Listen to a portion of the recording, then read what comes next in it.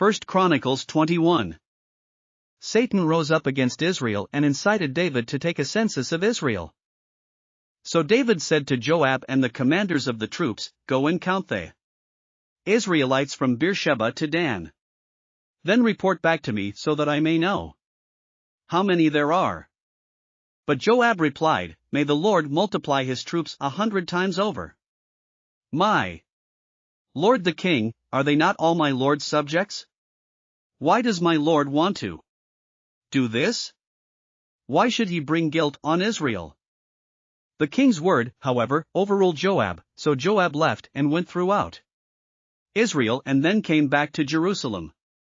Joab reported the number of the fighting men to David. In all Israel there were 1,100,000 men who could handle a sword, including 470,000 in Judah.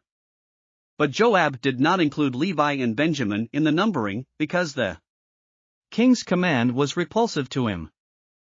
This command was also evil in the sight of God, so he punished Israel. Then David said to God, "I have sinned greatly by doing this. Now, I beg you, take away the guilt of your servant. I have done a very foolish thing." The Lord said to Gad, David's seer, "Go and tell David, this is what the Lord says, I am giving you 3 options. Choose one of them for me to carry out against you." So Gad went to David and said to him, "This is what the Lord says, take your choice.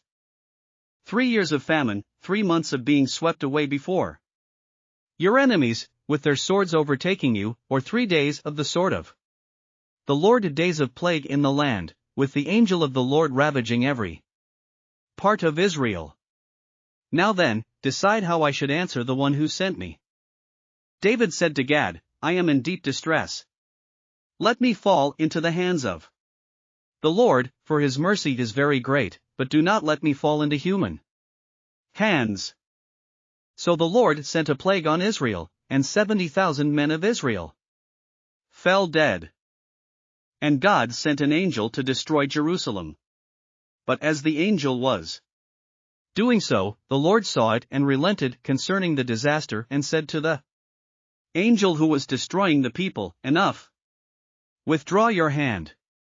The angel of the Lord was then standing at the threshing floor of Araunah the Jebusite.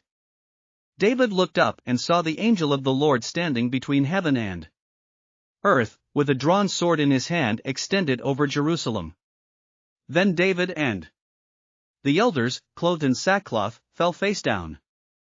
David said to God, "Was it not I who ordered the fighting men to be counted? I, the shepherd, have sinned and done wrong. These are but sheep. What have they done? Lord my God, let your hand fall on me and my family, but do not let this plague remain on your people." Then the angel of the Lord ordered Gad to tell David to go up and build an altar to the Lord on the threshing floor of Araunah the Jebusite. So David went up in obedience to the word that Gad had spoken in the name of the Lord. While Araunah was threshing wheat, he turned and saw the angel. His 4 sons who were with him hid themselves.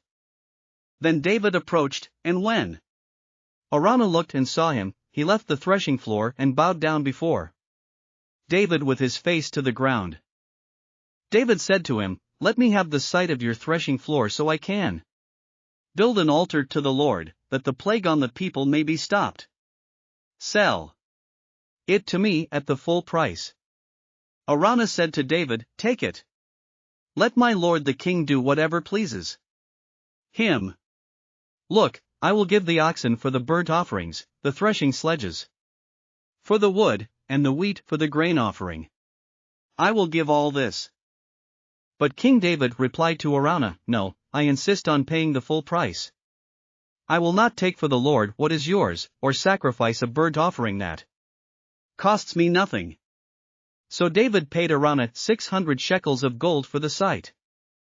David built an altar to the Lord there and sacrificed burnt offerings and fellowship offerings. He called on the Lord, and the Lord answered him with fire from heaven on the altar of burnt offering. Then the Lord spoke to the angel, and he put his sword back into its sheath. At that time, when David saw that the Lord had answered him on the threshing floor of Araunah the Jebusite, he offered sacrifices there. The tabernacle of the Lord, which Moses had made in the wilderness, and the altar of burnt offering were at that time on the high place at Gibeon. But David could not go before it to inquire of God, because he was afraid of the sword of the angel of the Lord. Thanks for listening to another chapter of the Bible. At My Faith Fuel, we believe a good coffee fuels your faith and energizes your day. Please visit myfaithfuel.com to explore our delicious coffee blends. Part of each purchase goes to training worshipers around the world. Thanks for listening.